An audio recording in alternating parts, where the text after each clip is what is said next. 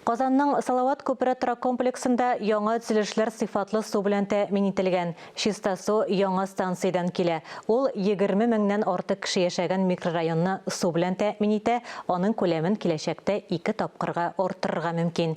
Иделдән суыртылган су реагентлар белән чистартылып, фильтрлар аша үткәрелә. Яңа комплекста тәүлегенә 40 мең кубометр елга су эчәргә яраклы хәлгә китерелә. Эчәргә яраклы су алу өчен элек биредә хлор кулланылган. Бу матдә ташу һәм саклау өчен кыенрак. Өстәвенә суның сыйфаты да начаррак. Шуңа күрә технологияне үзгәрткәннәр. Было принято решение перейти на гипохлорид. Елга суын чистарту өчен натрий гипохлоридына күчү турындагы карарга киленде. Ул бар яктан да отышлы, арзанрак реагент. Әлеге реагентны шунда ук гадәти азык тозыннан җиштирәләр. Барык процессны датчиклардан күзәтәләр. Органик синтез берләшмәсе бу объектны үз ихтияҗлары өчен төзегән. Салават күпере торак комплексында яшәүчеләре дә чиста су белән тәэмин итүгә алынган.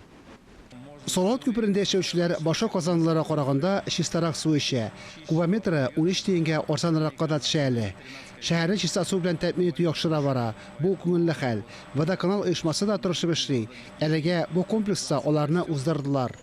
Яңа су чистарту комплексы эшли инде. Предприятие 20 меңнән артык кешене су белән тәэмин итә. Киләчәктә бу хезмәтләрдән 40 мең кеше файдалана алыр дип көтелә. Дөрес, бу әлегә планнарда гына. Станцияне җиһазлау дәвам итә. Ул 2025 елда тәмамланырга тиеш. Фанис Мөхәммәтов, Булат Шакиев, Владимир Ярков, Татарстан яңалыклары.